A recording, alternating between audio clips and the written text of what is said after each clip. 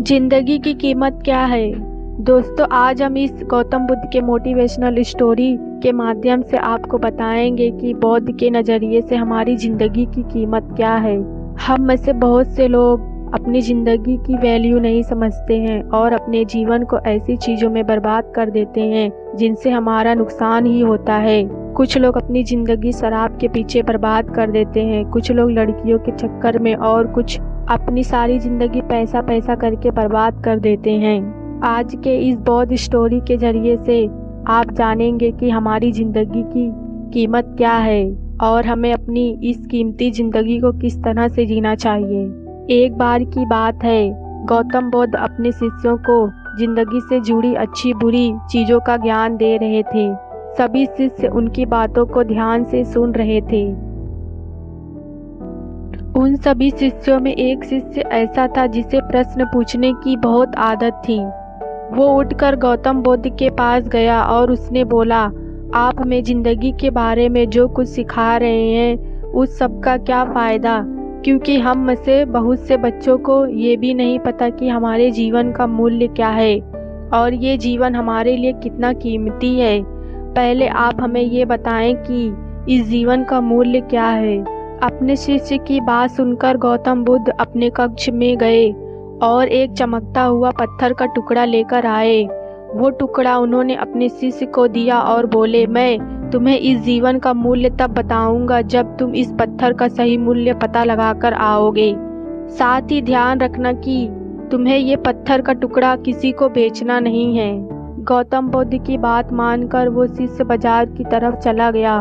बाजार में सबसे पहले उसकी नज़र एक फल बेचने वाले पर पड़ी और उसने वो पत्थर उस फल बेचने वाले को दिखाया और बोला, इस पत्थर के बदले। फल वाला बोला, ये पत्थर कुछ खास तो नहीं है, लेकिन फिर भी इसके बदले मैं तुम्हें 10 केले दे सकता हूँ।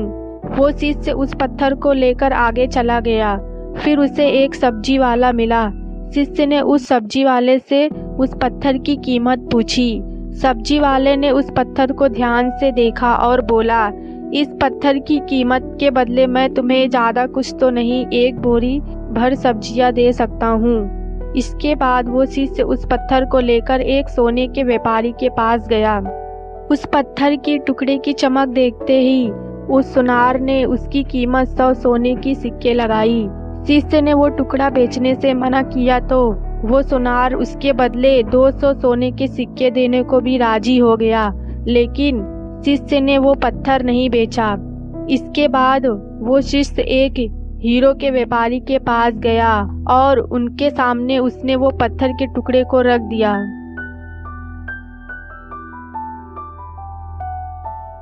उस पत्थर को देखते ही हीरो के व्यापारी ने एक साफ कपड़ा बिछाया, उस पत्थर को उसके ऊपर रखा और फिर उस पत्थर की परिक्रमा लगाई।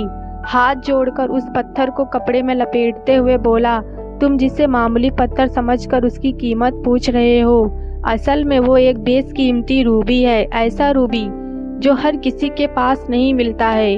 अगर मैं अपना सब कुछ बेच भी दूं तो भी इसकी कीमत नहीं चुका सकता हूँ। उस व्यापारी की बातें सुनकर वो शिष्य हैरान और परेशान हो गया। वो सीधा दौड़कर बौद्ध के पास गया और उसने बौद्ध को बाजार में हुई सारी घटना बताई। उसकी अचरज भरी बातें सुनकर गौतम बुद्ध बोले, तुम्हारे सवालों का जवाब इसी बेशकीमती रूबी में छिपा हुआ है।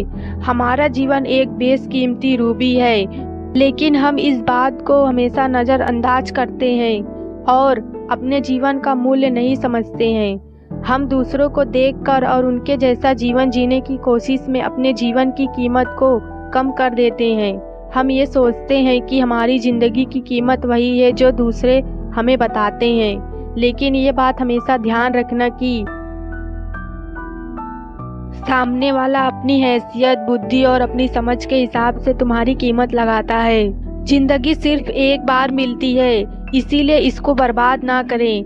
अपनी जिंदगी को उतना ही कीमती समझें जितनी कीमती आप अपने बैंक में रखे रुपए को समझते हैं। आज के समय में लोग अपनी जिंदगी से ज़्यादा कीमती पैसे और दिखावे भरी चीज़ों में समझते हैं। पैसों के चक्कर में ऐसे काम करने लग जाते हैं जिनसे उनकी जिंदगी बर्बाद हो जाती है।